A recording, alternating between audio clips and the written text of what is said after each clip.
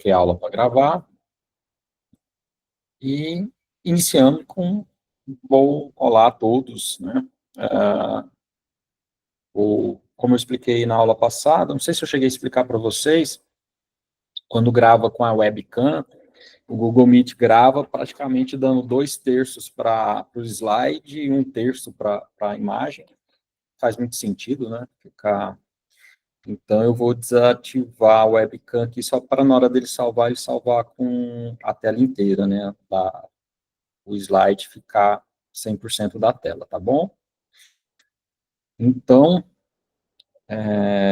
vamos dar continuidade. A aula passada nós apresentamos o plano de curso, falamos aí dos tópicos, né? Os principais tópicos que nós vamos estudar nessa disciplina e outras coisas associadas ao plano de curso, né? Como avaliação, o nosso livro-texto e essas coisas.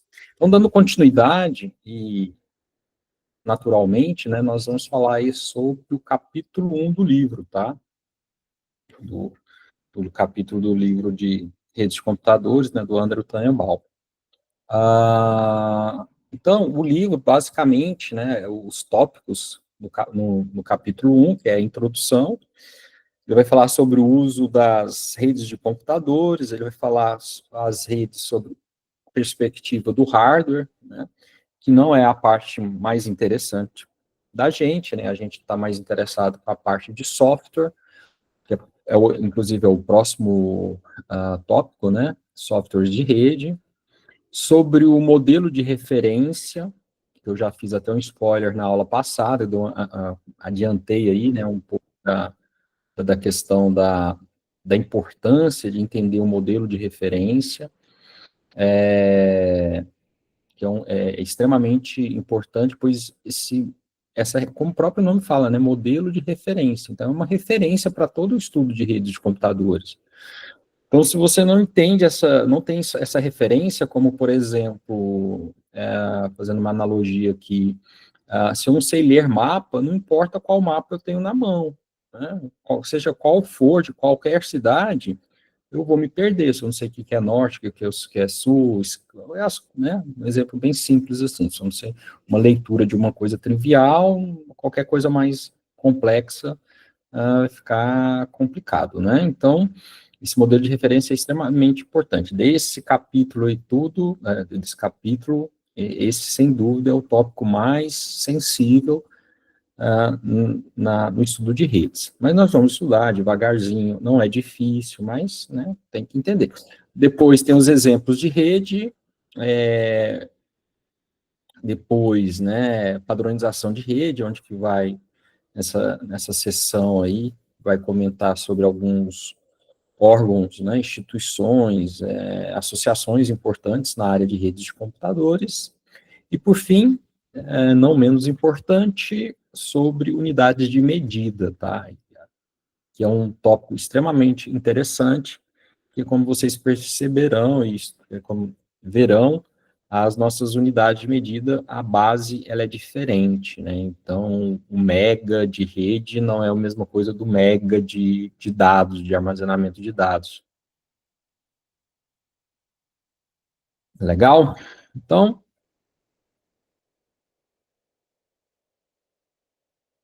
naturalmente, né, o próximo tópico aí, né, sobre onde que a gente vai falar alguns conceitos básicos, né? O Tannenbaum, ele fala sobre o uso dos computadores, das redes de computadores. Mas antes de falar sobre o uso das redes de computadores, eu acho que é importante, né, a gente definir o que é uma rede de computadores, né? Então, a gente, hoje em dia, né, nós vivemos uma sociedade que a maioria das nossas atividades, nossos sistemas, estão integrados numa rede, né, ou interconectados, né, integrados e interconectados através de uma rede de computadores, né. A internet é um exemplo de uma rede, né. A gente pode ter outras redes sem ser a internet, né. Nós podemos montar redes locais ali para compartilhamento de arquivos, ou compartilhamento de impressora dentro de casa, montando o que a gente chama de uma rede local, sem necessariamente ter o uso da internet, né? Mas é normal que, hoje em dia, devido à questão de custo, da acessibilidade, da ubiquidade da rede, né? Quer dizer, a onipresença dela no, no nosso ambiente, então é natural que a gente vai ter vários dispositivos hoje conectados à internet, a nossa televisão, o celular, o tablet, o notebook, o seu desktop, então ela está presente no nosso dia a dia, né? Então a internet é um exemplo muito grande, né? Um belo de um exemplo que mostra o impacto de uma rede de computadores no nosso dia a dia, mas existem vários tipos de redes, né? Existem outras redes, né? Mas, assim, não respondi à pergunta, né? O que é uma rede de computadores, né? E aí rede de computadores tem duas partes bem importantes, né? Que a definição que o Tannenbaum vai falar é um conjunto, né, de máquinas que estão interligadas. Isso é uma rede de computadores, né? Existe uma maneira lógica de permitir a troca de dados entre esses computadores, né? Então, uma rede. Mas a gente precisa ser um pouquinho mais detalhista na hora que a gente fala rede de computadores, o que vem ser esses computadores. Porque, há um tempo atrás, se a gente pegasse o livro do Tannenbaum, ali da terceira edição, segunda edição, então era muito assim, a ideia de computador desktop, ou até no máximo notebook, né? A gente pensar como esse equipamento tradicional, né, que a gente utiliza, né, essa imagem que a gente tem de um computador, mas atualmente essa rede ela se estende, né, além dessas máquinas, como eu falei, a gente tem celulares, a gente tem televisões, se a gente entrar dentro do mundo de internet das coisas, a gente tem um conjunto gigantesco, enorme, de objetos que estão conectados à internet, ou seja, eles fazem parte de uma rede de computadores. Então, a geladeira vai fazer parte de uma rede de computadores, o carro vai fazer parte de uma rede de computadores, o relógio, o sapato, uma roupa, um óculos, né? Então, o que é essa rede de computadores, né? Então, aqui a gente entende computador, seja qualquer máquina que tenha capacidade, né, de processamento, tenha memória, tenha dispositivos de entrada e saída e são autônomos. Uma característica, né, desses dispositivos que são autônomos, né? Por exemplo, meu computador aqui está conectado à internet, mas ele é autônomo. Ele tem o próprio sistema operacional, ele está gerenciando, né, os processos, uh, ele é autônomo, né? Ele é responsável por ele mesmo. Então, isso é uma característica. E toda máquina que é autônoma, ela tem como características esses componentes. Ele vai ter um processador. Então, se a gente olhar um tempo atrás, existia o conceito de terminais burros, né? Os mainframes tinham terminais burros. Se você olhar fisicamente, parece computadores, os terminais burros. Então, são máquinas que a gente olhava, tem uma tela, tem um teclado. Como eram os terminais burros, é uma tecnologia bem antiga, então ali não tinha mouse, porque não era um ambiente visual, né? Era só comandos no modo texto, então não tinha por que ter mouse, né? Mas se você olhando assim, uma pessoa desapercebida, né? Olhando assim hoje, se eu mostrasse uma imagem, isso é um computador. Mas ele não é computador, por quê? Porque os terminais burros têm o nome de burro, porque justamente eles não têm CPU, eles não têm processador. Então, os terminais burros, o próprio nome fala, eram terminais, nada mais é do que um monitor e um teclado. Era uma extensão, né, de entrada e saída de uma máquina, que era o mainframe, né? Então, isso diferencia dos computadores atuais. Acho que tem até uma pergunta, né, uma pergunta no livro, na lista de questões, que vocês já podem começar a responder, né, a lista de exercícios do Tannenbaum, são São uma dezena de exercícios que tem lá, e vocês já podem se sentir à vontade para ir respondendo começa as perguntas, né, vão respondendo sequencialmente, mas se tiver alguma dificuldade, vai para a próxima pergunta, vai, né, respondendo aos poucos, né. Interessante que um processo começa a responder uma pergunta, teve dificuldade, vai para outra, depois volta, depois, à medida que a nossa disciplina vai andando, talvez você fale, tem uma questão relacionada a isso, então eu vou voltar lá, tal, agora eu entendi, né? Ou até trazer a questão para a sala de aula, professor, eu estou respondendo essa questão, você falou desse assunto aqui, a questão é desse assunto, então eu fiquei com dúvida, tal, e aí a gente vai conversando. Tanto que eu lembrei aqui de uma questão que o livro fala, ele fala justamente qual que é essa diferença, qual a vantagem e desvantagem de uma rede de computadores com terminais burros, né? Então, os terminais burros, todas as máquinas são dependentes do mainframe. Se o mainframe falhar, né, der um crash, né, ficar fora do ar, todo o sistema para. Hoje em dia, não. Se a rede aqui parar, uma quantidade de atividades eu consigo fazer sem a internet, porque meu computador é autônomo. Então, ele é autônomo, né? Agora, dependendo do serviço, sim, alguns serviços, por exemplo, esse serviço aqui, o Google Meet, né? Aí ele vai ser penalizado, porque ele depende da internet, né? Mas a minha máquina ela é autônoma. Então, isso é o que eu diferencio. Então, essa definição, né? Entender que, para nós agora, computadores, é qualquer dispositivo autônomo que tem processador, que tem memória e tem interfaces de entrada e saída.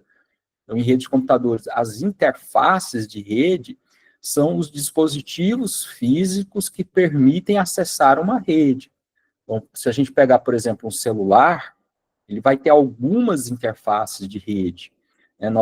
Normalmente, ele vai ter a interface, se for 4G, né, a LTE, né, uma interface de telefonia, né, enfim, é uma interface que ele vai utilizar para acessar um sistema, né, de telecomunicação, o 4G ou 5G, mas ele também tem uma interface de rede local, né, Wi-Fi, né? Quando a gente está acessando o Wi-Fi, a gente não está utilizando a interface vamos chamar assim, de telecom, né? Que é a interface de WAN, que a gente vai ver esse conceito, né? Está utilizando uma interface de LAN, que é de uma rede local. Mas também tem o Bluetooth, que é uma outra interface de rede. Então, é um dispositivo que tem várias interfaces de rede. Ele pode comunicar por várias tecnologias diferentes. Então, agora, uma máquina que não tem nenhuma interface de rede, ela não pertence a uma rede de computadores, obviamente, porque ela não tem o hardware necessário para tal função. Beleza? Então, isso é interessante para que todos nós aqui, mentalmente, consigamos imaginar o quão amplo é a área de redes de computadores, né? Só para ilustrar para vocês que essa rede, ao longo do tempo, né, as redes de computadores, especificamente a internet, que é uma rede que demonstra, né, as capacidades de uma rede de computador, uma rede abrangente, né, no dia a dia das pessoas, mas, assim, a gente, quando fala rede de computadores, imagina pessoas utilizando computadores, mas é um outro detalhe, essa rede não necessariamente é somente dispositivos manipulados por humano, mas a gente tem um monte de dispositivos que utilizam a rede, né, mas que não tem um ser humano, né, são os robôs, os dispositivos autônomos, né. Então, só para vocês terem uma ideia, hoje em dia, mais ou menos 60% da população mundial, então a gente está falando 5 bilhões, mais ou menos, de pessoas, tem acesso à internet, utilizam a internet. A internet é uma rede hoje que tem mais ou menos 5 bilhões de humanos utilizando, tendo acesso a ela, né? Então, assim, é uma dimensão, é um número gigantesco, né? 5 bilhões é fantástico. Essa, para vocês terem uma ideia, eu lembro, assim, um número que muito vivo na minha cabeça, porque quando eu defendi o mestrado, e aí eu defendi meu mestrado em 2003, acho que foi 2003, eu lembro de, né, como eu trabalhei com internet, qualidade de serviço na internet, para aplicações multimídia, então tinha um slide lá, um dos primeiros slides, né, que eu ia falar da internet, né, aquela coisa toda de uma apresentação, né, e eu lembro que era uma coisa de 300 milhões, né, de pessoas tinham acesso à internet. Então, a gente está falando aí do quê? De 20, vamos arredondar, né, 20 anos, 20 e poucos anos se passaram, e hoje a gente está falando de bilhões de pessoas utilizando a internet. O valor de uma rede, né, existe uma lei chamada, que eu esqueci o nome aqui, o nome da lei, acho, não sei se é de Metcalfe, agora me falhou o nome da lei, mas existe, acho que é de Metcalfe mesmo que chama, a lei, ela fala que o valor de uma rede, o valor de uma rede, ele é proporcional ao dobro de usuários, é o dobro do número de usuários. Então, assim, à medida que uma rede cresce, né, que tenha mais usuários, o valor dela, quando eu falo valor, é valor financeiro mesmo, né? Então, por isso, essa busca gigantesca por usuários da internet, as redes sociais e tudo mais, né? Quanto mais usuários conectados a ela, mais valor ela tem, né? E, então, 5 bilhões é um número fantástico, né? Todo mundo aqui, eu acredito que gostaria de ter pelo menos 5 bilhões em reais na conta, né? Então, é um número grande. E não 5 bilhões de problemas para poder resolver. Mas, apesar desse número ser grande, ele é pequeno comparado com a quantidade de máquinas hoje, né, de dispositivos autônomos, né, que não tem a interação humana, não precisa da interação humana, então são completamente autônomos, conectados na internet. Então, a Cisco fez um levantamento que em 2020 tinha por volta de 50 bilhões, isso, B maiúsculo, 50 bilhões de dispositivos conectados à internet. Quais são esses dispositivos? Né? Robôs, semáforos inteligentes, carros inteligentes, drones, televisões, uma série de dispositivos de equipamentos, né, conectados à internet, uma geladeira, né, e assim vai. Então, isso, né, esse número mostra, né, 50 bilhões, né. Então, hoje em dia, a internet, eu lembro que logo, né, da internet ali, no crescimento da internet, algumas décadas atrás, né, o pessoal lugar falava, uma internet é uma rede de computadores, mas a grande quantidade de pessoas que utilizam a internet, né, começa a nascer os diferentes tipos de serviços e as pessoas se usando, né, aí uma época se falava assim, né, alguns, assim, em marketing, né, falava, não, a internet não é uma rede de computadores, é uma rede de pessoas, né, tentando humanizar a internet, né? É uma rede de pessoas, porque ali você tem um jornal, hoje a pessoa pode escutar uma música, em vez de mandar carta, que é um serviço que é reduzido muito, né? A quantidade de serviço de hoje ninguém envia uma carta, né? Raras situações comerciais e jurídicas, tal, mas assim, a comunicação pessoal hoje em dia não se dá através de carta, ninguém faz isso, né? Mas então a internet assumiu, né, um monte de serviços, de aplicações comum, né, da relação humana. Então, no lugar de falar de uma rede de computadores, um tempo começou a falar, não, é rede de pessoas, e humanizando a internet e para trazer a importância da internet no dia a dia.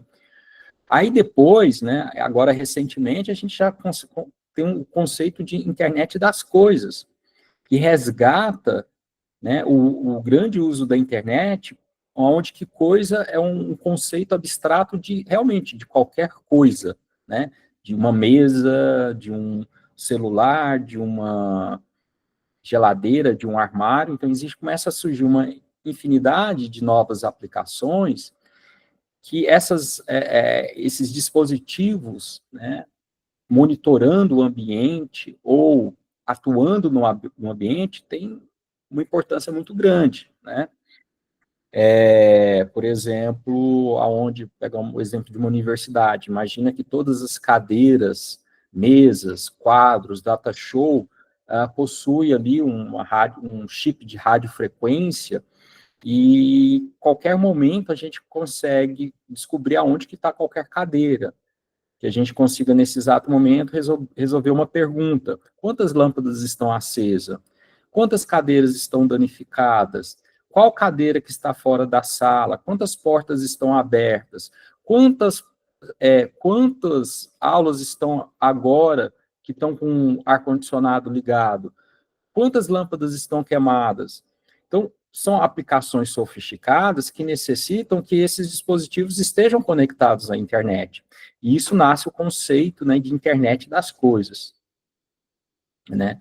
Esse nome coisa foi justamente porque faltou, né, vocabulário aí para internet dos objetos. Não, mas na programação a gente tem um conceito de objeto que poderia gerar uma certa confusão. Então, internet dos elementos, mas, enfim, aí o pessoal chegou nesse coisa, né, parece que é muito abrasileirado, né, mesmo, né, esse coisa, né, que em inglês é thing, né, coisas, mas esse conceito de ser qualquer coisa, né, bem aplicado no nosso português, que a gente usa coisa para qualquer coisa, né, até para pessoas, né, esse coiso aí, até a adaptação, né, ó, esse coiso aí, ou coisinha, enfim. Mas esse sistema se sofisticou tanto que hoje em dia a gente tem um conceito de internet de tudo, que é uma extensão de internet das coisas. Não é a mesma coisa, internet das coisas é uma coisa, internet de tudo é um outro conceito mais aprimorado, né? Mas todos eles, né, seja rede de computadores, conceito de rede de pessoas, rede de coisas, né, internet das coisas, internet de tudo, percebam que todos esses sistemas têm a internet por trás.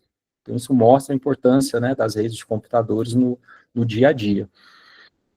Hoje a gente estava até brincando aqui, né, porque a professora Juliana, trabalha com nuvem, né, e ela chegou aqui, né, a gente brincando aqui, né, dentro do ambiente divertido, assim, né, a gente comentando, né, agora tudo é IA, tudo é IA, daqui um dia a gente vai comprar um pão, tem que falar, esse pão tem IA, né, esse açúcar tem IA, tudo tem que ter IA, tudo tem um diferencial hoje, né, e ela, mas hoje IA não funciona sem cloud computing, né, porque a Juliana trabalha com cloud, né, então não tem como você pensar cloud, inteligência artificial sem uma cloud. Aí eu falei para ela, hoje em dia a gente não pensa cloud sem rede, como que você vai acessar uma nuvem, né? Então veja que está tudo interconectado, mas se a gente não tiver uma rede de dados, por exemplo, na IA, o que é as redes de dados, as redes de computadores favoreceram a IA? A quantidade de dados, né? Hoje, esses dias eu estava vendo sobre a quantidade de dados que um aeroporto grande gera, né, tipo o aeroporto de Brasília, o Juscelino Kubitschek, né, o aeroporto internacional de Juscelino Kubitschek, né, que fica em Brasília, no Distrito Federal, ele gera por dia terabytes, não é mega, não é giga, não é tera, é pera, P maiúsculo, P. É muita coisa, é muito dado. Então, e esses dados, né, todos sendo armazenados em nuvens. Então a IA, ela precisa se a gente vai, né, para IA, para o lado de machine learning, né, as técnicas de aprendizado de máquina, eles precisam de grande quantidade de dados para poder treinar o software, né? E aí a gente precisa de dados, e esses dados chegam lá através de uma rede, né? Então, a IA, essa nova onda de IA, né, a IA baseada em machine learning, né, as IAs generativas, né, você precisa de grande quantidade de dados e grande poder computacional. E aí onde que a plataforma é a internet e cloud computer, né? são vitais, né, para possibilitar, né, o surgimento e a manutenção esses sistemas. Belezinha? Vocês estão aí vivos, acordados, escutando? Hein? Dona Ana Clara Gomes, minha parente, tem que tirar 10. Antônio Lucas, Brenda.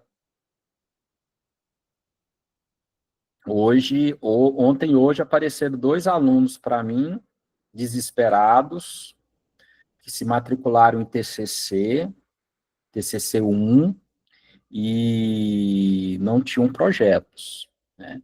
Então, como vocês estão em redes 1, deixa eu já alertar. TCC é trabalho de conclusão de curso, né? TCC, trabalho de conclusão de curso. Todo mundo tem que fazer, todos vocês têm que fazer o TCC 1. E, na verdade, o TCC, ele é dividido em 3 períodos. TCC 1, TCC 2 e o TCC 3, né?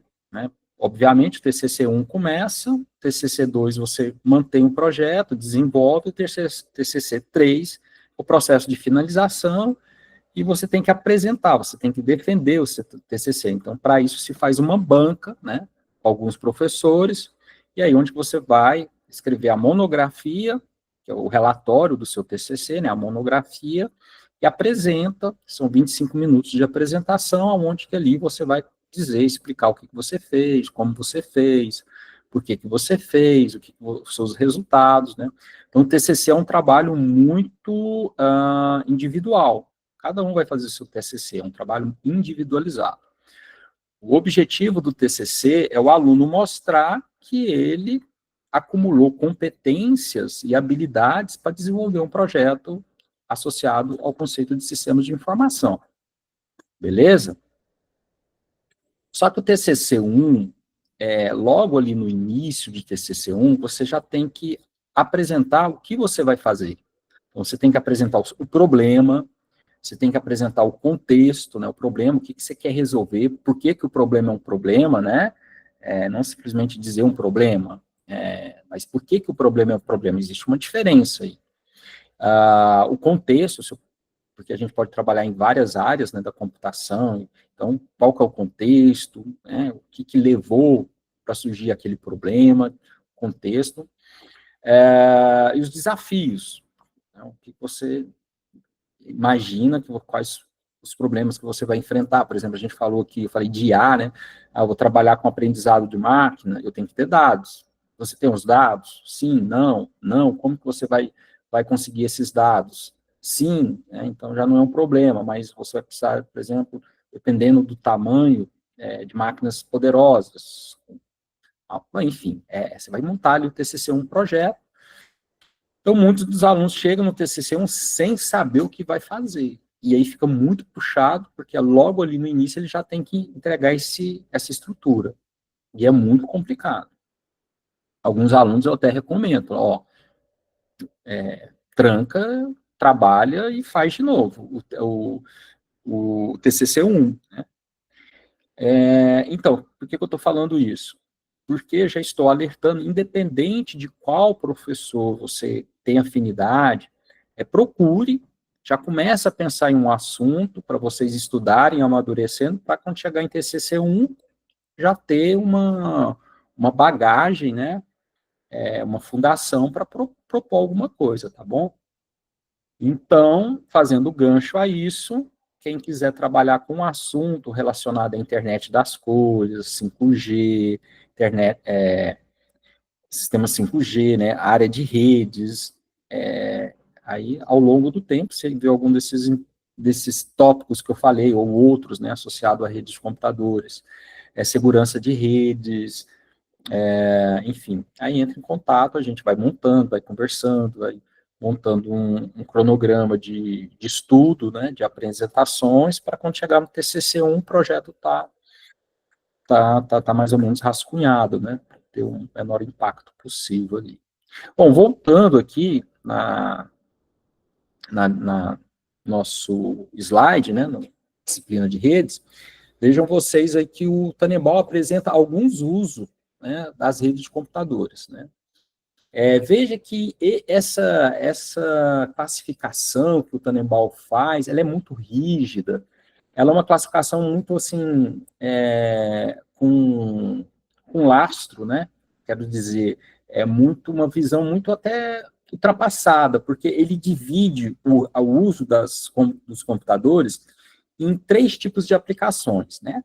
As aplicações de negócio, né, que é a business applications, depois a home application, né, que seriam as aplicações domiciliar, né? E por fim, né, os usuários móveis, né? Então, ele coloca aqui três tipos de uso. E o outro também, né, que aqui mais para frente, ele vai falar sobre os aspectos sociais das redes de computadores. É um tópico extremamente quente, né? Todo dia a gente se depara com algum problema, né, que tem não é que tem origem nas redes de computadores, mas acaba as redes de computadores catalisando, né? Quando a gente fala catalisando, quer dizer amplificando, né? Potencializando aquele problema. Mas depois a gente vai falar nele. Por que eu falei que essa visão aqui, né, que o Tannenbaum apresenta, é uma visão muito rígida, né? Aplicações comerciais, né, aplicações domésticas, porque hoje em dia as redes de computadores estão tão entremeadas no nosso dia a dia que a gente consegue ver algumas aplicações, falar essas são aplicações comerciais, por exemplo, SIGA. Claramente, o SIGA é uma aplicação educacional, né, relacionada a business, né, a educação, a um negócio, né, um negócio público, mas é um negócio onde tem regras, né.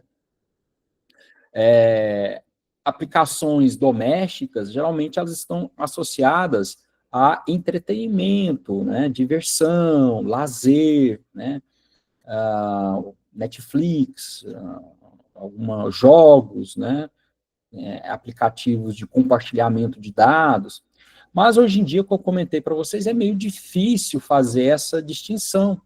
Porque, por exemplo, se eu falar Instagram, né, ele é o quê? Ele é de lazer? Não, as pessoas utilizam e promovem muito do que elas fazem economicamente, o comércio, através do Instagram. Então, a gente tem uma série de aplicações também que ela depende muito do uso. É difícil você passar uma régua e falar, ó, isso aqui não é, né? Como eu falei para vocês, tem algumas aplicações que claramente a gente consegue falar, essa aplicação ela é somente doméstica, essa aplicação é somente de negócio, mas também existe uma grande área cinzenta, né, que é difícil a gente falar, ó, é isso ou não é. Mas um ponto interessante dessa figura aqui é que existe um comportamento, seja nas aplicações comerciais ou nas aplicações domésticas, que é um comportamento que ela é comum, né? Uma interação dos componentes que é independente se é aplicação comercial ou doméstica, elas vão funcionar da mesma maneira. Então, em redes de computadores, a gente espera, né, que os componentes aqui, né, representada pelos computadores, né, que são os componentes, eles vão se comunicar através de um modelo que a gente chama de cliente-servidor, modelo cliente-servidor. O que é o modelo cliente-servidor? O modelo cliente-servidor é um modelo que descreve, né, que a comunicação entre os componentes nessa rede vão se dar através de requisições e respostas. Por exemplo, hoje, ao acessar o Google Meet, você fez uma requisição, a URL, né, a URL que você colocou no seu navegador é uma requisição. E dessa requisição, você recebeu uma página do Google Meeting para entrar, colocar usuário, senha, então gerou uma resposta. Ao digitar usuário e senha, gerou uma outra requisição, né? Uma requisição indireta. Não foi você, mas foi indireta. Você não viu, mas aconteceu debaixo dos panos, né? Ali o que a gente chama ali no background, né? Aconteceu por baixo. Então, essa requisição foi, aí fez o login, usuário, a senha, o servidor recuperou lá qual que é, instanciou a aplicação, devolveu uma página, Então, é assim. Então, é muito... Se a gente olhar vários tipos de aplicações na internet, em uma rede de computadores, né, falando mais genérico, né, a internet é um tipo de rede, então, mas assim, de forma mais genérica, as redes de computadores trabalham no modelo cliente-servidor. Por exemplo, e-mail, né, você envia um e-mail, então a requisição é enviar um e-mail, o servidor tem que dar uma resposta, o e-mail foi enviado com sucesso, né, e outros tipos de aplicações, né, na internet. E-mail é um tipo, a VoIP, o que é VoIP? É voz sobre IP, são aplicações que utilizam a internet para fazer chamadas de voz, né? Essas aplicações VoIP eles fazem um intercâmbio entre o mundo telefônico, né, a telefonia e a internet, né? E são aplicações bem interessantes porque eles diminuem bastante o custo da ligação telefônica, porque em vez de utilizar a infraestrutura, né, pública de telecomunicação, os dados são enviados pela internet. Então, acaba, para o usuário, é interessante porque ele acaba diminuindo bastante o custo telefônico, né? Então, você precisa ter servidores VoIP, que são gateways VoIP, né, que faz o intermédio entre a ligação telefônica com as ligações da internet. O comércio eletrônico, né, o E aqui é tudo de eletrônico, né, então a gente tem e-health, né, que é saúde eletrônica, né, que hoje em dia a gente utiliza mais o termo saúde digital, mas esse E aparece muito, né, é o e-commerce, né, e-commerce, que é o comércio eletrônico, e aí entra, por exemplo, a Grande, né, a primeira empresa que impulsionou bastante, que criou um modelo de comércio eletrônico, né, que é a Amazon, mas aí a gente tem várias outras, né, o Mercado Livre, inclusive o Mercado Livre é uma empresa interessante, porque ela começou lá em Uberlândia, uma empresa totalmente brasileira, e aí outras, né, outras. Mas dessa figura, o que é que a gente aprende? Quais são os componentes do modelo cliente-servidor? Os componentes são a necessidade de um cliente, a necessidade de um servidor, e a interação entre eles se dá através de requisição e resposta. Request é requisição, response, resposta. Beleza? Então, todas as aplicações de rede que a gente vai olhar, basicamente, a grande maioria utiliza o modelo cliente-servidor. Então, há o cliente, há o servidor, e há uma requisição e há uma resposta. Aqui são, né, o Tannenbaum vai falar sobre essas aplicações domésticas, né. Agora, uma das características que o Tannenbaum chama, que é mais comum nas aplicações domésticas, é encontrar um modelo chamado peer-to-peer, né. Peer é parceiro, to-peer, parceiro, modelo parceiro. O que é esse modelo?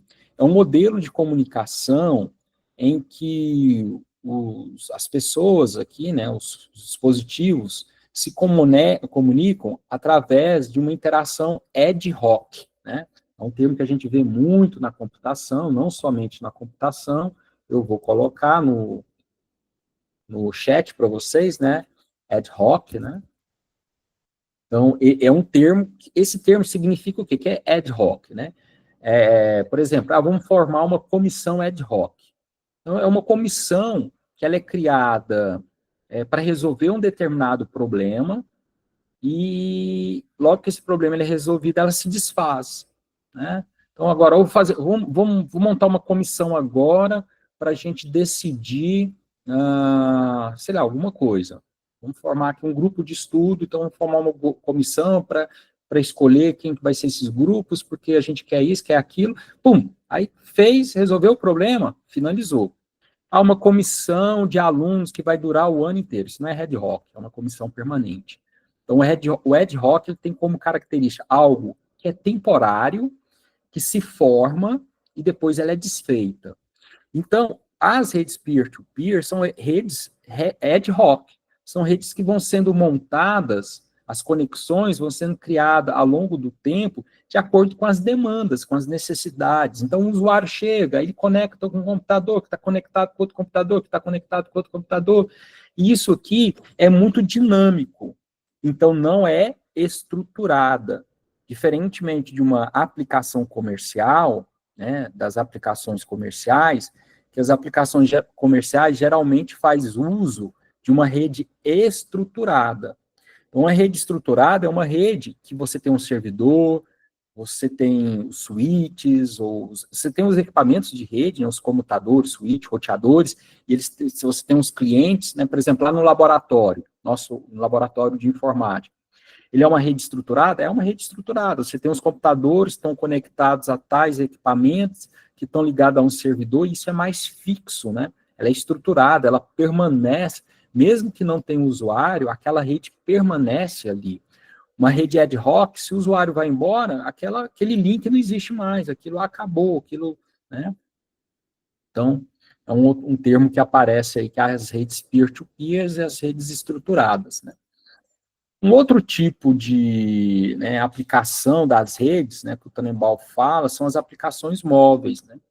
As aplicações móveis, naturalmente, vai implicar que o dispositivo seja um móvel. Ele faz essa seção aí, porque, historicamente, né, as redes de computadores estão muito associadas a dispositivos fixos, né, os computadores, os desktop, né, desktop, quer dizer, o computador lá da mesa, né, o desk mesa, que é mesa de trabalho, desk, né, top porque está em cima da mesa, então desktop, computador que fica em cima da mesa de trabalho. E isso, o próprio nome já explica que aquele computador ele é fixo, né? Aí, se a gente fizer uma reflexão, no passado os computadores eram grandes, pesados, nada portáteis, né? Então esse conceito, né, de móveis que são a partir de dispositivos, dispositivos portáteis, né, então a gente consegue carregar esses dispositivos, né, com a gente, né, aí aparecem os notebooks, os smartphones, e aí aparecem os usuários móveis. Qual que é o impacto dos usuários móveis para as redes de computadores? A necessidade de novas tecnologias de rede, porque agora a gente não vai trabalhar mais com rede fixa, né, ou rede cabeada, a rede que precisa de um fio para interligar. Porque imagina você andando com um celular e um fiozinho, né, saindo de algum lugar para algum lugar ali. Então não dá, então você tem que pensar em tecnologias móveis. E naturalmente, né, as tecnologias móveis, elas vão ser um ponto de interesse para as empresas de telecom, né, aí vai surgir as gerações de telefonia, primeiro G, segundo G, terceiro G, 3G, né, 4G, 5G, e estamos indo para o 6G. Bom, sobre G, alguém sabe o que é o G desses números? 1G, 2G, 3G? Seria geração, talvez? Justamente, Gabriel, é geração. Então, a primeira geração é uma geração que surge na década de 80. As empresas de telefonia, como telefonia, elas têm um custo muito grande, né, de infraestrutura, porque a telefonia, tele vem de telecomunicação, e telecomunicação vem de tele, que é longe, comunicação, obviamente. Então, comunicação de distâncias, de longas distâncias, essa é a ideia da telefonia. Então, são tecnologias que precisam de muita infraestrutura, ela é cara, você gasta tempo para desenvolver soluções, né? Então, a gente vai ver que existem algumas organizações que são responsáveis pelo desenvolvimento tecnológico dessas gerações. Elas passam por uma fase de projeto, né, onde que as empresas e essas instituições, elas são bastante capilares. Então, você tem universidades que participam, grandes empresas de telecom, né? E, então, existe uma fase que eles vão pensar, o que a gente vai resolver, qual serviço que a gente vai oferecer, como, assim, muitas ideias. Depois, uma fase de projeto, que vai, bom, dessas nossas ideias, o que é possível ser feito? Essas. Então, essas soluções vão pertencer à nossa geração. Agora, o que a gente precisa? A gente precisa desenvolver tecnologia. Aí uma parte desse tempo vai desenvolvendo a tecnologia, outra parte implantando. Aí as empresas, né, compram essa tecnologia ou precisam desenvolver seguindo esses padrões, Então, a padronização, regulamentação, é algo extremamente importante na área de redes de computadores. A gente só tem uma internet, a gente só tem redes, porque a gente precisa de padronizar, de normas, de regulamentar. Então, a gente da área de redes de computadores, acho que qualquer pessoa normal, né, quando vê a discussão de regulamentação, não estranha, porque a regulamentação é dizer o que pode fazer, o que não pode fazer, o que é aceito, o que não é aceito, as estruturas para algo funcionar. Se você não tem, cada um vai fazer do jeito que quer, da maneira que quer, e dando valores da maneira que quer. Então, a gente já vai até falar, existe uma fase da computação que as grandes empresas, cada um queria fazer a sua própria solução de rede, desenvolver a sua solução. Só que elas começaram a ficar em nichos, né? O que é ficar em nicho? Aqueles equipamentos, por exemplo, da IBM, só funcionava com IBM. As empresas da época da Compaq só funcionavam na Compaq. Então, as empresas tinham suas soluções, mas você não interligava uma com a outra. Isso é um problema que a gente chama problema de lock-in, né? Vou até escrever no chat para vocês, que é um termo que a gente escuta muito. Lock-in. Lock, bloqueio, né? In dentro. Eu estou bloqueado dentro. Né? Então, eu estou preso, aprisionado. São os problemas de lock-in. Então, aí teve um momento que eles falaram, não, a gente tem que padronizar para que as soluções de rede, para que meu computador feito na IBM possa conversar com o Dell, do Dell possa conversar com de outra marca, porque a gente vai seguir uma padronização, tá? Um padrão, normas, regulamentações e assim por diante. Então, voltando aqui para os sistemas de telecomunicação, essas padronizações, esse projeto, as ideias, o desenvolvimento, a implantação, elas se dão num período de 10 anos, que isso representa a geração. Então, a primeira geração, 80 até 90, segunda geração, 90 até 2000, terceira geração, 2000 até 2010, quarta geração, 2010 a 2020, quinta geração, 2020 até 2030. 6G vai começar 2030 para frente, né? Então, é essa a ideia das gerações dos sistemas telefônicos, né?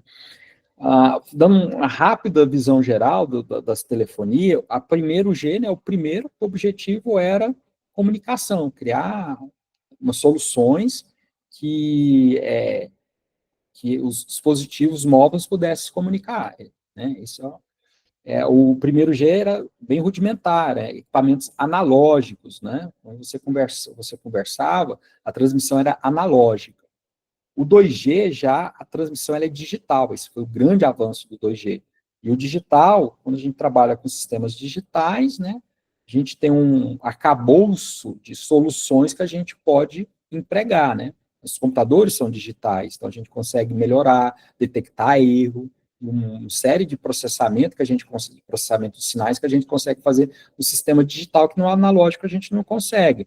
Por exemplo, é notável que se a gente pegar um disco de vinil, que é que antigamente, né, um sistema de som bem rudimentar, mas aquele, por exemplo, o de vinil era um analógico.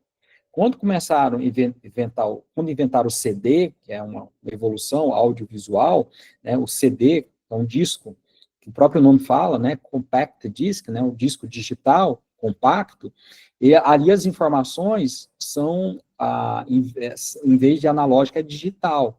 Né, os zeros e uns são representados pela luz. Portanto, se você pegar um CD e olhar para ele, você vai ver ali um arco-íris, porque essas luzes, né, representa uma informação digital. Então, à medida que a gente sai do analógico para o digital, a gente ganha o quê? Qualidade. Né? Hoje a gente tem toda uma ciência computacional, né, ciência da computação, uma ciência computacional que ela está associada com sistemas digitais. Né? Então, o 2G traz o sistema digital para o sistema telefônico. Depois vem o 3G, né? O 3G, o grande avanço do 3G, já é a utilização dos celulares para transmissão de dados. A gente já consegue ter algumas aplicações funcionando no sistema telefônico, né? O 4G é quando o sistema telefônico e a internet se casam, se fundem. Até no 3G existe uma briga de qual rede ia ser melhor, existe uma briga tecnológica entre elas, mas o 4G foi um casamento, onde que, de fato, a infraestrutura do sistema de telecom é uma rede de dados.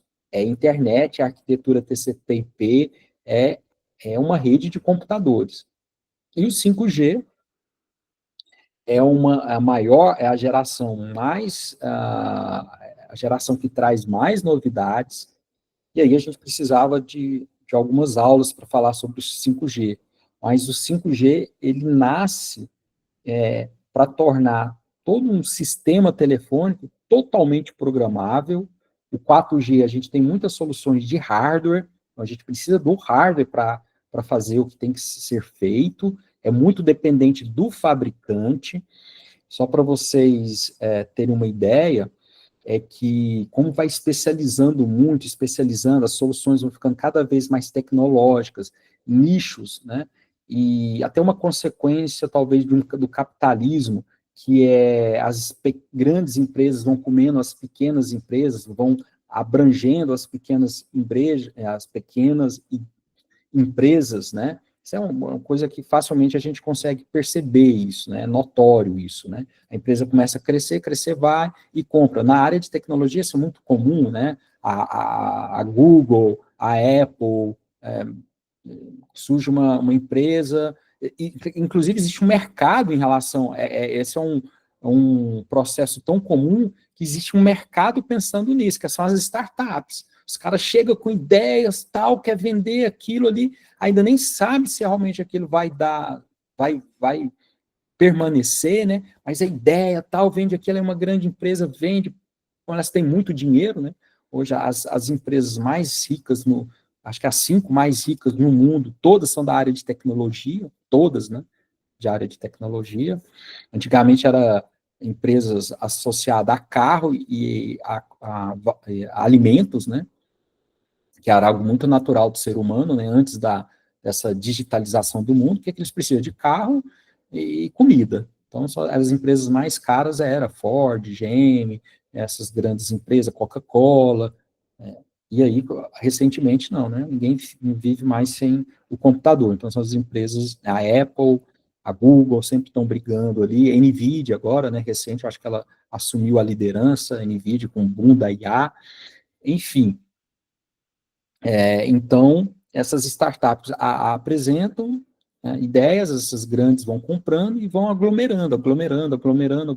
As aglomeram tanto que é comum, por exemplo, nos Estados Unidos, né, aplicar lei de antitrust, né, que é evitar que uma empresa domine totalmente o mercado. A Microsoft já foi quebrada uma vez, a Nokia já foi quebrada, a Apple está em processo de ser quebrada, porque começa a monopólio, né? Formando monopólios, e aí são as leis antimonopólio, quebra a empresa em outras partes, né? Divide a empresa, então é comum a empresa ser dividida. Isso é tão característica do capitalismo, né? Da forma de como o capitalismo funciona, que existem leis para justamente evitar isso, porque ele acaba prejudicando o usuário final, né? Quando você tem um monopólio, você não pode escolher, né? Então, com o passar do tempo, o que aconteceu?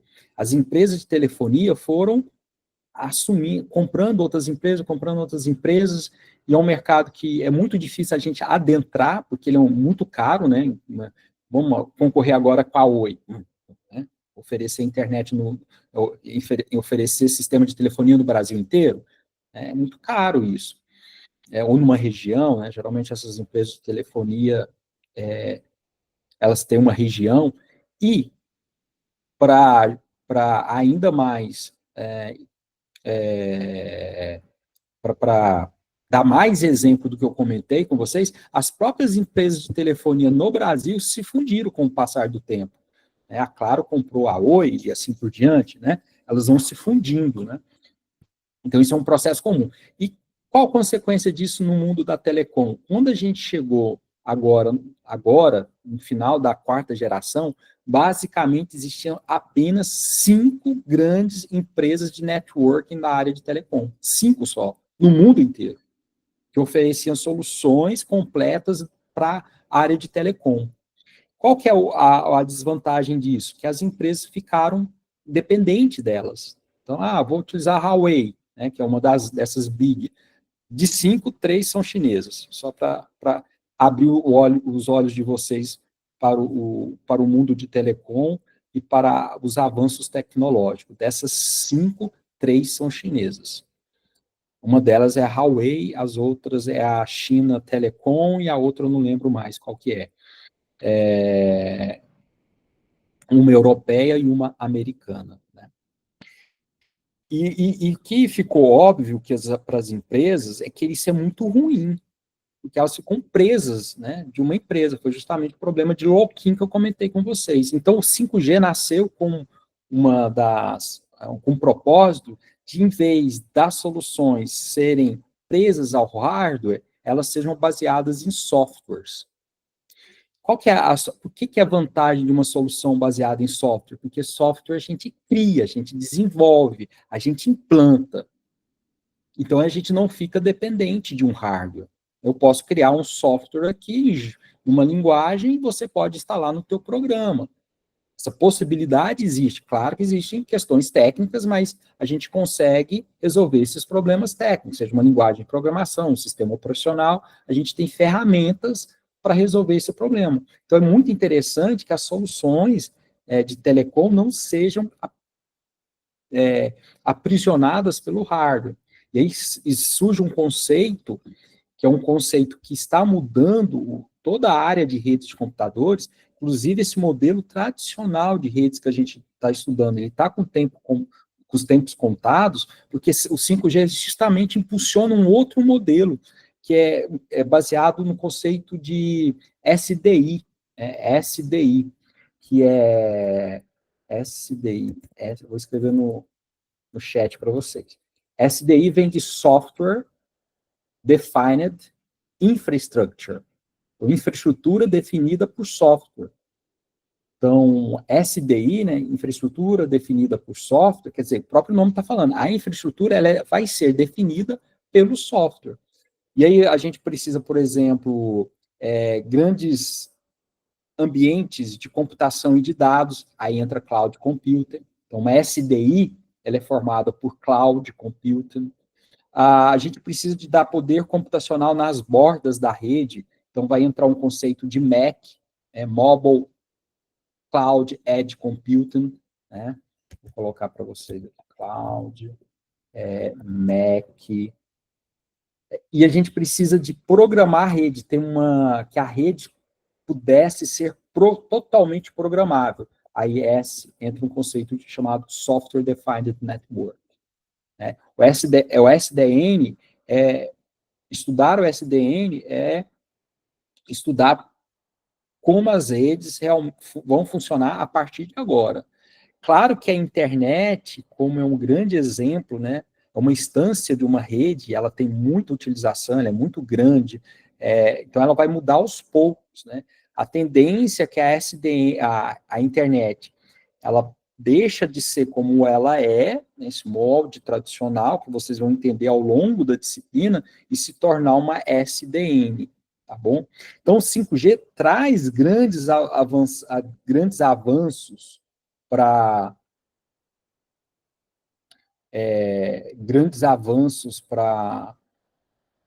o sistema o 5G é uma ruptura muito grande. O 5G é uma ruptura tão grande no sistema de telecom, que a gente já está em 2025 e ela não está implantada completamente em todos os lugares. Muito dos servidores, provedores de telecom, tem a 5G em partes. Geralmente eles instalam, né, ali na parte de acesso, onde que o cara ele conecta, né, parece o 5G no telefone dele, mas é só ali na ponta que é 5G. O miolão não é 5G. Tanto que se falam hoje em dia que talvez o 5G, eu falei décadas, né? Primeiro 1G foi 10 em 10 anos, né, o segundo G, tal. Então, já se falam que provavelmente o 5G ele vai quebrar esse período de década. Talvez o 6G não comece em 2030, comece em 2035, porque o 5G foi tão audacioso, né, que ele trouxe tantas novidades, e a implantação dela, eu acredito que hoje só poucas empresas que têm o 5G completo, do início ao fim, totalmente implantado, tá? Não vão assustar que vai ser lá na China. Fizeram uma pergunta interessante ali, o Gabriel, você acha que o 5G vai aumentar a demanda de desenvolvimento, assim como na pandemia? Sem dúvida alguma. E o 5G, ele requer desenvolvedores, por isso que eu estou falando com vocês. O 5G traz novos paradigmas, como cloud, como Mac, como SDN, e as soluções de telecom, elas são programáveis. Então, a gente pode contratar os desenvolvedores para resolver problemas de telecom, implantar, melhorar os sistemas, que antes ficava muito preso a Cisco, a Huawei, às grandes empresas, porque ela tinha que ter o hardware, né, uma dependência de hardware. Então, com o 5G, não. Ela permite que a gente aqui desenvolva soluções de telecom, porque é tudo programável. Então, assim, o 5G, inclusive, fala, né? Essa separação de engenheiro de software e engenheiro de rede, com o 5G vai virar uma coisa só. Engenheiro de software é engenheiro de rede, e o engenheiro de rede tem que saber software. Por exemplo, hoje em dia, como a maioria das aplicações aqui demanda rede, o engenheiro de software tem que especificar muito bem os parâmetros de QoS para o bom funcionamento da aplicação na rede. Não basta só ele desenvolver bem o software dele. Eu desenvolvi meu software muito bem aqui, tal, aí põe na rede e não funciona. Por quê? Porque os parâmetros de rede você não soube definir. Você não entende de rede, e você não entende de mobilidade, você não entende disso, de congestionamento, você não entende disso, e você deparou com um problema na rede. O problema não é o seu software. Você olha ele isoladamente no computador, a lógica está ótima, tudo funcionando, mas você põe ele na rede e deu problema. É como eu planejar muito bem um carro e ignorar a estrada que ele vai ser utilizado. Então, o 5G, ele faz essa ruptura do modelo tradicional de desenvolvimento, onde a rede é uma coisa e o software é outra, e ele vai necessitar do profissional saber das duas coisas. Então, essa é uma grande ruptura, né? E, claramente, vai demandar de profissionais cada vez mais qualificados, né? Legalzinho? Muita coisa, muita coisa. Espero que vocês estejam estudando com um caderno do lado, ou um notebook, ou um editor de texto, para ir anotando as coisas que eu estou falando, anotando um caderno para estudar depois, né? Veja bem, o livro aí fala muito pouco de telecom, né, assim, dessas gerações, então, dá uma olhada, dá uma pesquisada, tá? Bom, voltando aí para o slide, no slide ele chama a atenção da tecnologia de rede, né, para suportar dispositivos móveis, né? Então, a tecnologia, né, para dispositivos móveis tem que ser uma tecnologia sem fio, que a gente chama wireless, né? Sem fio, né? O wire é fio, less, sem, né? Wireless é sem fio. E mobile é mobilidade. Agora, o que é interessante, que nem sempre que eu estou utilizando o wireless é móvel, nem sempre que eu estou com algo móvel, eu estou utilizando rede sem fio. Então, ele dá exemplo de algumas aplicações, tipo assim, eu posso ter um computador, né, no meu escritório, que eu estou utilizando aquele cabinho azul, né, aquele fio, aquele cabo da rede. Então, claramente, ali não é rede sem fio e ali não é móvel, né, porque no desktop ali ele não é móvel. Aí ele traz um outro exemplo de um notebook sendo utilizado em uma sala de hotel, né, um quarto, num hotel, ou pode ser até no meu caso aqui, né, eu estou com o meu computador, mas eu estou utilizando não é o meu caso, porque nessa segunda linha aqui, ele dá o exemplo do notebook. Ele é um dispositivo móvel, fato, ele tem mobilidade, eu posso pegar e carregar ele, mas se eu estiver utilizando um fio, né, um cabo aqui para conectar a rede, aí eu não estaria utilizando uma rede sem fio. Aqui ele fala de um caso que a gente pode ter dispositivos de rede que não são móveis, né? Por exemplo, num prédio tombado. Um prédio tombado é um prédio, né, que tem algum valor histórico, e quando há o tombamento, a fiscalização vai lá, né, tira foto, tudo, e não pode mudar mais nada. Não pode pintar, não pode mudar a cor. Se for pintar, né, tem que pedir uma autorização. Toda a infraestrutura ela tem que ser preservada. Logo, se é um museu, né, tombado, eu quero colocar uma rede ali, né, para os usuários poderem ter acesso a ter algum acompanhamento digital, né, no museu, né, por exemplo, né. Existem muitas aplicações em museu que, ao você se aproximar, né, tem um QR Code, ou até uma rede de sensor, que você ali consegue obter informações sobre aquele objeto que está ali sendo apresentado, tudo mais. Nesse caso, né, um prédio a gente não pode sair furando, né, as paredes para passar cabo. Então, esse é um exemplo de uma aplicação que é móvel? Não, é móvel, as coisas estão lá fixas, mas a gente pode utilizar uma rede sem fio. E, bom, e aqui, parênteses, né? Quando a gente fala rede sem fio, existe um conjunto de tecnologias. Rede sem fio não é a mesma coisa, né? A gente pode classificar as redes, né, como redes cabeadas e não cabeadas, ou, mais tecnicamente, a gente fala redes confinadas e redes não confinadas, né? Então, confinado é onde que os dados são transmitidos em um meio, né? Isso que é confinado, elas estão confinadas. Um cabo, os dados estão sendo passados pelo cabo, né? Por exemplo, a energia elétrica, né? Ela está confinada no fio, ela não está aqui na mesa, não está na parede, ela está confinada no fio. Então, transmissão confinada. A gente tem rede de dados confinados. Por exemplo, esses cabos, né, comum, os cabos de dados, né, que a gente vê nos laboratórios, aquele cabo azul, ele é um cabo, então ali os dados estão confinados. Fibra ótica, também os dados estão confinados na fibra ótica, né? E tem as tecnologias de rede sem fio, que são várias. A gente já falou aqui de telefonia, que utiliza 4G, 5G, 3G, é rede sem fio, né? É wireless, não é Wi-Fi, é wireless. Que as pessoas confundem muito Wi-Fi com wireless. Não é porque é wireless, é o Wi-Fi. Não, o wireless é sem fio. Agora a gente tem um conjunto de tecnologias que são sem fio, né? O Bluetooth. Bluetooth é uma tecnologia sem fio, mas não é Bluetooth, não é Wi-Fi. RFID, né? Radiofrequência RFID é uma tecnologia de transmissão wireless, né? Então, o wireless é um guarda-chuva que tem várias tecnologias embaixo. E aqui tem um exemplo de uma aplicação, né, que ela é móvel e que precisa de uma rede sem fio, naturalmente, né, que é o inventário, né? O inventário, né, Store Inventory, né, com um computador de mão, né? Esse aqui é um termo bem antigo também, handheld computer, handheld. Antigamente, antes dos smartphones, existia o conceito de handheld, né?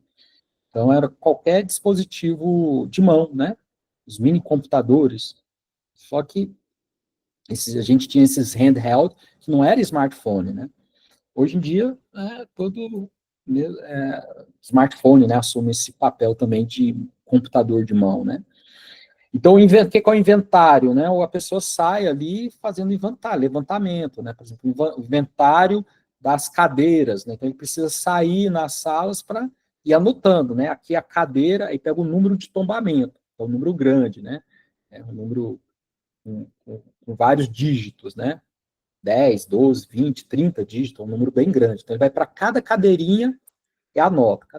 Quando a gente tem um dispositivo digital, eletrônico, né? Por exemplo, rede sem fio, né?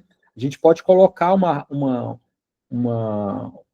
que é chamado de rótulo, né? A RFID, né? Vou escrever no chat aí para RFID, né? RFID é uma tipo uma etiqueta, né? A gente prega essa etiqueta, e essa etiqueta, ela transmite dados, né? Qual o dado que ela transmite? O ID, uma identificação. Então, você passa com um equipamento, né, perto das cadeiras, uma característica do RFD, que ele é de curto alcance, então, passa, ele vai lendo ali as cadeiras, e no final, você faz um inventário, é um tipo de aplicação. RFD, por exemplo, é utilizado em alguns supermercados, em que todos os produtos têm um RFD, você coloca no carrinho, aí você passa o carrinho por um leitor, o leitor lê os produtos e ele já dá o preço, ó, você tem que pagar tanto. Aí você paga e já sai, ele dá baixa naqueles RFD, né, como vendido, aí você passa e pronto, né, não precisa ficar, o atendente ali no caixa não precisa ficar pesando, né, então ganha muito tempo com isso, né, o processo de compra no supermercado fica bem mais rápido, né, é algo que está se popularizando, né, no Brasil. Lá na França, quando eu morei, já era um processo muito comum isso. Mesmo o supermercado que a gente fala aqui, o supermercado não tão grande, né, de supermercado de bairro, né, tinha isso. Você colocava os produtos, passava ali, pronto, pagava e vai feliz para casa. Beleza? Tudo bem com vocês? Vocês estão vivos? Então, outro aspecto que o Tannenbaum fala aí no capítulo 1 são os aspectos sociais, né? Por exemplo, a rede, ela é neutra ou tem restrições? Quem que é o dono do conteúdo? A rede deve ser anônima ou não? E questão de privacidade, que ele fala, por exemplo, uma coisa muito comum hoje, né, que o web tracking, né, os registros da web, né, questões como roubo de dados, né, robôs, né, capturando dados, os botnets and phishing, né, a pesca, né, pescar, né, que é ou você ganhou 1 milhão, pague aqui 10 mil reais para mim que eu transfiro 1 milhão para você. E tem gente que cai em cima disso. Inclusive, infelizmente, foi minha sogra, recentemente, ela caiu nisso. Só que minha sogra foi uma vítima, assim, que na hora que eu fiquei sabendo, eu pensei, nossa, eu não acredito que ela fez isso. Mas depois eu fui descobrindo o caso, eu vi que o pessoal, assim, foram muito espertos. Então, o que foi o caso dela? Ela tinha um dinheiro para receber por algum motivo, eu não vou entrar em detalhes aqui, mas ela tinha um dinheiro para receber, e é uma ação pública. Então, assim, esse dinheiro que ela tinha que receber era uma ação pública. Então, quem tinha acesso ao cartório, as informações do cartório, sabia disso. É uma coisa pública. Difícil para a gente ficar sabendo, né? Descobrir esses dados, mas quem trabalha com no meio, né, do cartório ali, né, ele sabe onde buscar os dados. Então, essa pessoa buscou os dados, e ficou, através dos dados, ficou sabendo toda a informação técnica, né? Então, quanto que tinha que receber, quem era o advogado, todas as informações sobre o processo. E essa pessoa ligou para minha sogra, se fez passar pelo advogado, e falou, ó, aqui é o processo, aqui é o advogado, tal, estou no processo tal, referente àquele dinheiro tanto que você tem que receber, que e deu todas as informações técnicas que a minha sogra, ao recebê-las, acreditou que realmente aquele é o advogado, porque ela tinha tantas informações que estavam batendo, que acreditou. E aí, para não dar muito espaço, ele falou, ó, então eu não posso mais falar agora, mas eu tenho um advogado, eu tenho um colega aqui de trabalho, né, um responsável por isso, que vai entrar em contato com a senhora, tá bom? Tá bom. Aí depois a pessoa entra em contato, você é o fulano tal, meu advogado falou que você realmente ia entrar em contato comigo, poxa, tá tudo batendo, então eu confio em você. Aí a pessoa falou, né, então, você tem um dinheiro para receber, mas aí você transfere tanto para mim. E no final era golpe. Entendeu? Então, são esses aspectos sociais que o Tannenbaum ele fala, e essa parte é muito interessante, ela tem várias facetas, várias dimensões. A primeira dimensão é que eu falo que a cada ano eu vou falar menos dela. Então, eu, né, ao longo dessas décadas ensinando redes de computadores, lá no início eu falava muito para os alunos, né? Eu lembro de dar aula de redes de computadores no surgimento da Amazon. Então eu falava para os alunos, vai chegar um tempo que as pessoas vão comprar carro pela internet. Não, carro pela internet? Não, imagina, um bem caro. A pessoa vai ter coragem de comprar carro pela internet. Não acredito. Depois, vai chegar um tempo que os dados é tão importante, as pessoas utilizar a internet é tão importante, que eles praticamente vão dar o celular para ti. A gente passou por uma época, né, que não era essa ideia, essa época de smartphone, que se tornou um bem de luxo, um item de luxo, né, um item de posse social, né, porque eu quero o meu, que tem isso, tal. As pessoas nem sabem mexer, mas é da marca tal, então, é uma questão de status, né, aí você vê uma classe, provavelmente aquela classe social que é mais exibidinha, ela vai querer daquela marca, tal, não sabe nem usar, mas ela quer porque se tornou um item, né, um item de luxo. Né? Aí, obviamente, que as empresas não estão dando, mas muitas delas até diminuem. Elas amarram você fica comigo tantos anos que eu vou baratear tantos, 20%, 30%, dependendo do celular, mas você vai fazer um contrato comigo, você vai ficar comigo tantos anos. Né? Então, eu falava, não, professor, que isso? Isso nunca vai acontecer. Vai chegar um dia que as pessoas vão comprar sapato pela internet. Que isso? Deixar de ir lá, experimentar, pegar e comprar pela internet? Não vai. E assim foi, né? Então, a internet, vocês que já é uma geração que já, muitos aí, já nasceu com o celular na mão, né? Então não viveu esse mundo, então é muito natural a computação. Então, eu falo que a cada ano eu vou tentar ficar explicando o impacto das redes sociais na vida. Então, antigamente eu precisava mostrar, vocês estão estudando redes de computadores, porque isso aqui, vocês vão ver, a internet vai mudar o jeito das pessoas, vai mudar o jeito das pessoas escutar. Não era legal, antigamente, né, e aqui um momento nostálgico, a gente tinha, quando eu era criança pequena em Barbacena, né, uma expressão dos antigos, né, que fala, quando eu era criança pequena na minha cidade, né, eu tinha não era nem todo mundo tinha um tocador de disco, né, então, geralmente alguém tinha lá o equipamento, aí falou, eu comprei o disco de tal banda, né, comprei aqui um disco, vamos lá em casa ouvir? Vamos, era uma questão social, opa, amanhã, tal horário na casa do amigo, aí punha o CD lá, escutava todo mundo, a música, tal, pá, né, e hoje ninguém faz isso, ninguém compra CD mais, né, o streaming acabou com isso. Uma coisa fantástica do streaming que ele está mudando o jeito de fazer música. Isso, assim, eu acho uma coisa formidável. Ele muda o estilo de construir uma música. E por quê? Porque era muito comum antigamente as músicas terem uma introdução, tal, e ali a parte, né, mais a repetição da música, o refrão da música, ele estava ali no meio dela, onde que hoje em dia, por que está se mudando o jeito de fazer a música? Pelo modelo comercial das músicas. Então, como os streamers, eles ganham, eles precisam, né?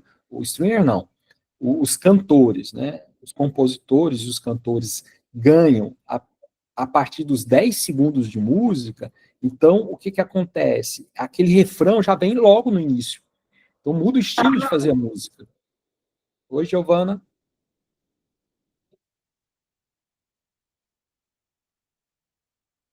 Então, o jeito, né? Então, a internet, veja bem, está mudando, já falei, de compra, de hábitos, né? E na composição de música. É uma coisa muito maluca. Então, eu falo que a cada ano eu vou diminuir e falar desses aspectos sociais, né? Porque não precisa falar para vocês o porquê da internet ela é importante, né? O impacto que ela tem no dia a dia, que provavelmente qualquer sistema que vocês vão trabalhar vão estar interligados através de uma rede de computadores. E o Tannenbaum fala de alguns aspectos sociais, né? Ele dá um exemplo ali, né? Um aspecto social que é as primeiras músicas digitais, as primeiras músicas digitais, obviamente, já existiam as leis de proteção, né, de propriedade intelectual, mas, por exemplo, o primeiro dispositivo, sistema de compartilhamento de música, o Napster, para eles fugirem das leis, né, dos Estados Unidos, de propriedade privada, eles colocaram os data centers e armazenaram os data centers numa ilha que não tinha jurisprudência, que não sofria da jurisprudência dos Estados Unidos. Então, aí é uma questão social, ó, é proibido, mas se eu colocar ali, não é proibido. Então, ele traz algumas questões, né? A neutralidade, quem é dono da rede? A internet deve ter dono, né, por exemplo? Sim. Qual que é o impacto, né? Então, ele traz alguns aspectos que a gente poderia até discutir, né? Mas eu deixo elas pontos como reflexões para vocês. O importante é, futuramente, vocês como profissionais da área, como um administrador, um responsável, pensar que sempre existe o lado negativo, se preocupar pelo lado negativo. É claro que, por exemplo, anônimo, né?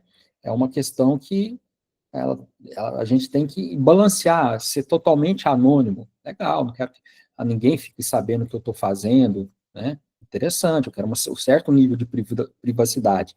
Mas essa privacidade não pode ser um nível tão grande que também vai proteger criminosos. Então, até que nível, né, de anonimato é possível, né? Muito dessas respostas vocês vão encontrar dentro de conselhos, dentro de instituições, dentro de empresas, né? Por exemplo, vocês, nós como usuários de acesso à internet de um provedor, ali tem que ter algum contrato, né? Direitos e deveres. Existe a Lei Geral de Proteção de Dados do Brasil, que tem algumas regras, né? Existem algumas regras, dependendo do país, vai ter uma regra. Na verdade, essa ideia de não ter regra nenhuma, não ter regulamentação, é coisa de criança ou de bandido. Porque quando a gente vive numa sociedade, as regras elas são necessárias. Seja quando a gente é criancinha, chega numa sala e a professora fala, ó, agora você vai fazer silêncio, agora é hora de comer, agora é hora de ir em banco. A gente, quando vive em sociedade, há necessidade de regras, senão vira bandido. Bandido não, vira bagunça, queria dizer vira bagunça, né? Por exemplo, aqui, existe um conjunto de regras sociais. Vocês educadamente estão me escutando, né? Quando alguém aqui quer falar, eu dou espaço para falar. É uma regra, né? Se cada um quiser falar na hora que quer, eu também aqui não respeitar a questão de horário, eu não respeitar que seja uma regra implícita de velocidade, eu começar a falar aqui muito rápido, vocês não vão aprender. Então, a sociedade, ela precisa de regras, né? Então, a normalização, ela é importante. Agora, claro, qual o nível disso? Isso vai depender, muito das regras vão depender da sociedade. Então, não existem as regras totalmente universais. A sociedade depender, por exemplo, existem sociedades que abrem mão, né, mais da privacidade em prol do coletivo, mas são coisas que são criadas, acordadas, né? O fato é que a gente está vivendo um momento que a gente está colhendo muito os problemas de uma rede totalmente desregulamentada, né? É assustador, né? Agora a gente viu quem não estava no mundo da Lua deve ter percebido aí a questão daquele vídeo que o Felca fez, da adulterização, né? Era algo perceptível, né?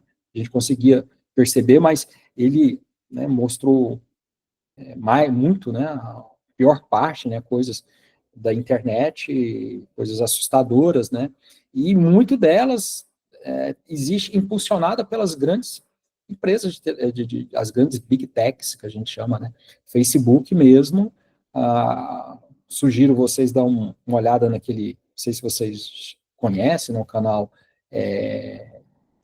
República Nerd, né, do Leon, né, da Nilce, né, eles soltaram um vídeo ontem mesmo, colocando uma reportagem que saiu na revista Reuters, uma revista reconhecida, né, uma revistinha de fundo de quintal, mostrando bots do Facebook com as conotações totalmente sexuais, sem limite, para crianças e tudo mais, né? Então, são questões éticos e morais que já que são, permeiam, né, a sociedade, o ser humano, né? E que precisam pensar, mas aqui que eu comentei, a internet ela acaba catalisando, impulsionando, né? O criminoso ele tem mais acesso às vítimas. Eu falei para vocês que é uma rede que tem 5 bilhões de pessoas. Então, diferentemente de um ladrão, que aqui de picos, que ele tem uma quantidade de pessoas limitadas e regiões, né, mais vulneráveis, mas é aquela região física. A região física limita a ação dele. Agora, a internet não tem essa limitação física. Então, um cara de qualquer lugar, de qualquer mundo, de qualquer parte do mundo, pode ter acesso a qualquer pessoa, a qualquer lugar do mundo, e hoje, muito delas, né, independente da faixa etária, né? Então, é uma questão muito séria. A rede, a internet é muito bom, os ganhos que ela traz para a gente, a oportunidade, o dinamismo, as facilidades que ela traz, mas também a gente tem que ficar antenado ao lado negativo. E uma vez que vocês forem administradores ou responsáveis por uma rede, vocês serão os responsáveis por ela, né? Acho que até a aula passada eu comentei um caso que legalmente, né, eu fui acionado porque dentro de uma instituição onde eu estava trabalhando na época, estava tendo um ataque a um data center do Banco do Brasil. Então, aí a questão, quem está acessando? Ele podia fazer isso? Por que ele fez isso? Você protegeu? Quais são as medidas que você protegeu? Você provar que você não tem nada a ver com isso. Quando você está desenvolvendo um sistema também, né? A gente sempre pensa o lado bom, mas lembre-se que existe o lado ruim, né? Então, se proteja desse lado ruim e são questões aí que o Tannenbaum deixa. São questões que a gente poderia debater em uma outra aula, fazer um seminário, né? Existem questões que não tem uma área muito cinza, né? Que é a questão, por exemplo, da privacidade, da confidencialidade, é uma questão muito sensível, né? Para a gente administrar, gerenciar o que pode e o que não pode ser feito. Por exemplo, se na universidade eu quero, poxa, a universidade, nossa rede, a universidade ela é limitada, né? A gente tem seria bom que tivesse muito mais banda, mas a banda é limitada, então o uso tem que ser consciente. Além do uso consciente, é claro que ali é uma instituição pública educacional. Então, claro que quem gosta de consumir pornografia, faça na tua casa, tudo bem, né? Questão pessoal de cada um. Mas da universidade, claramente, não é o lugar para tal. Então, vamos barrar, vamos colocar um servidor um servidor proxy para barrar isso daí. Bom, para eu barrar uma requisição para um site pornográfico, eu tenho que saber que aquela requisição está requisitando aquela URL não é permitida. Então, querendo ou não, ali eu tenho um nível de acesso à informação. Então, aí a gente está falando o quê? A privacidade não é 0,1. A gente tem um nível, né? O provedor ele tem acesso a um nível de informação para ele atuar. Então, o quanto ele pode acessar? A requisição é uma coisa, o conteúdo da página é outra, os dados armazenados é outra, então a gente tem vários níveis de acesso. Qual deles que é permitido? Depende, né? Então, isso é algo que tem que ser discutido, conversado dentro da... O normal é que a gente tem que olhar para as leis gerais, né? E no Brasil, olhar para a lei geral de proteção de dados, é a lei maior sobre o que pode e o que não pode, e depois, dentro da instituição, ela também tem que ter as suas normas, as suas regulamentações, para, principalmente vocês, uma vez que for o administrador, se proteger de alguma ação indevida. O que é indevida precisa estar bem claro. Se no geral não está claro, no particular precisa ficar bem claro, tá bom?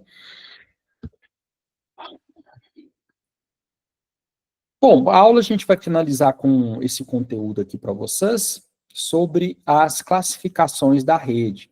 Existem várias maneiras de classificar as redes de computadores. Como uma ciência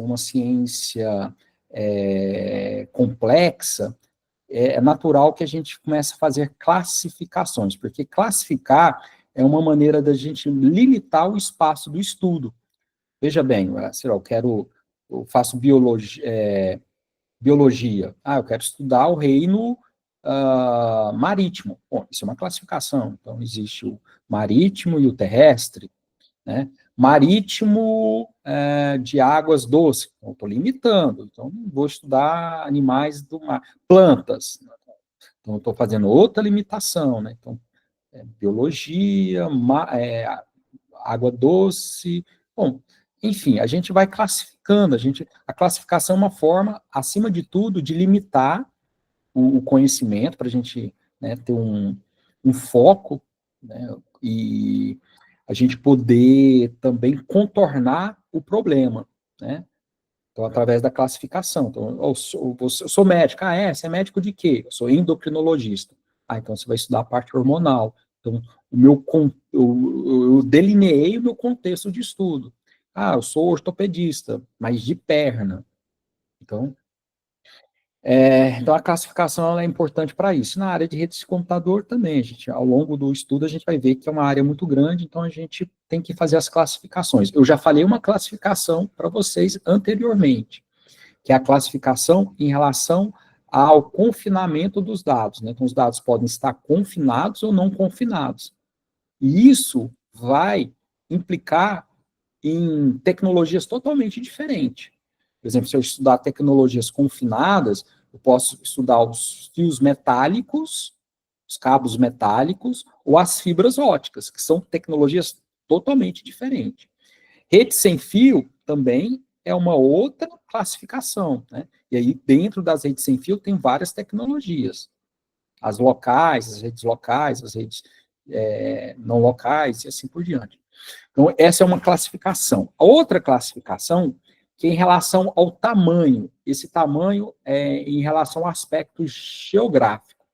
Então, aparecem as PANs, LANs, MANs, UANs e a internet. A internet, além de ser um nome de uma rede, que é essa que nós estamos utilizando, ela também serve um nome de ela é uma classificação de rede, que internet, significa uma rede planetária, tá? Então, primeira, né, a PAN, o P é de pessoal, então é uma rede pessoal.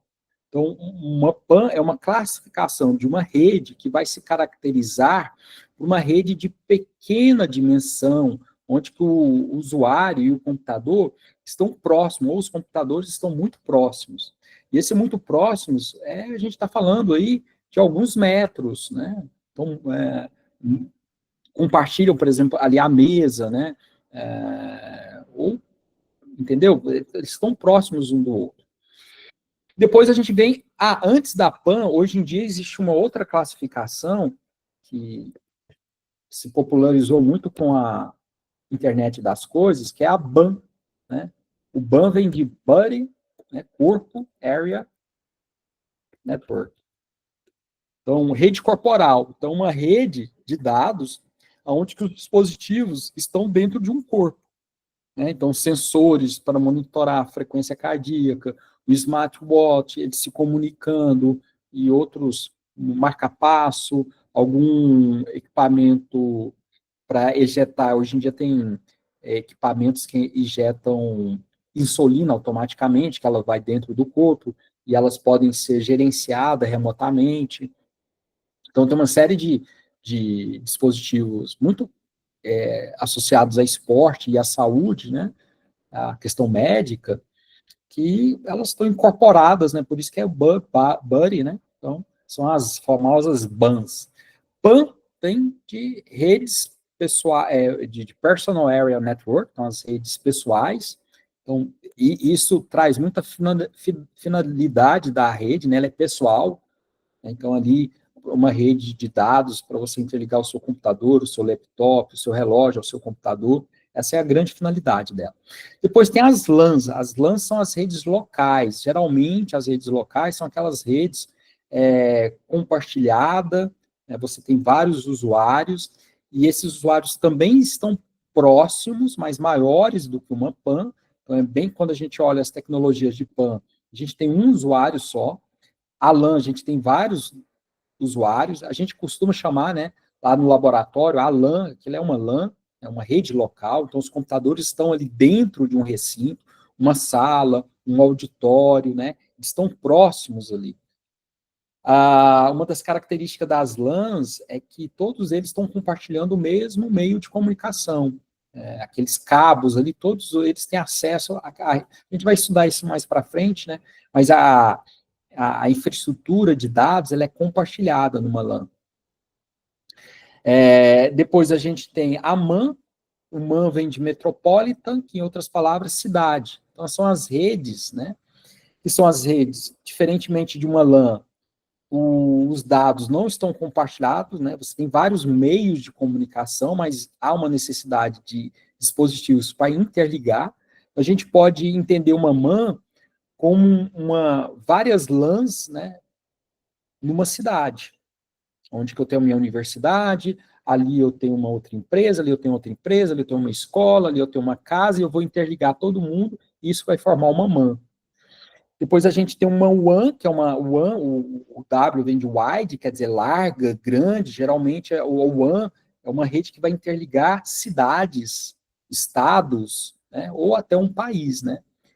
Veja que esses tamanhos é muito flexível, né, porque a gente tem países que é tamanho de estados do Brasil, então o tamanho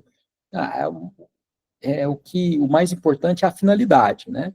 Então, entenda-se que uma WAN a gente vai interligar de longa distância. Essa é a principal característica. E, por fim, a gente vai interligar várias WANs e você vai formar uma internet. A internet tem como característica uma rede planetária. É difícil construir uma rede planetária. Então, basicamente, o primeiro projeto é a internet, né? Então, o pessoal acabou chamando essa rede de internet pela classificação dela, e aí se tornou basicamente o nome dela, né? A internet. Um ponto importante aqui para dizer para vocês que cada classe dela, né? É uma classificação, então cada uma é uma classe, né? Ou um tipo aí, né? PAN, LAN, MAN, WAN e internet vão implicar em tecnologias específicas. Então, a gente tem tecnologias para PAN, a gente tem tecnologias para LAN, tecnologias para MAN, WAN e a internet, tá bom? Elas vão demandar, devido às suas características, a dimensionalidade e a quantidade de usuários, vão implicar em novas tecnologias. Então, naturalmente, a gente vai ver algumas tecnologias de PAN, algumas tecnologias de LAN, algumas tecnologias de MAN, e assim por diante. Ufa! Beleza?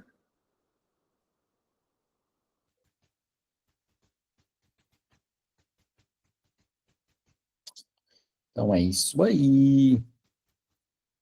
Então vamos ficar por aqui hoje. Continuem a estudar, como diria lá no Nemo. Continue a nadar, continue a nadar, continue a estudar. Estudem o capítulo 1, né? Se chegar até essa parte de hardware de rede, ótimo, mas não precisam parar, pode continuar a leitura. Na próxima aula a gente dá sequência. Por hoje é só. Bom resto de semana, bom final de semana, e a gente se vê na segunda-feira, tá bom? Na hora que a aula estiver disponível para mim, eu coloco para vocês lá no Cigar, o link da aula. Até mais, pessoal. Valeu, já estou bem. Daqui um mês eu estou voltando a andar de bike. Tchau.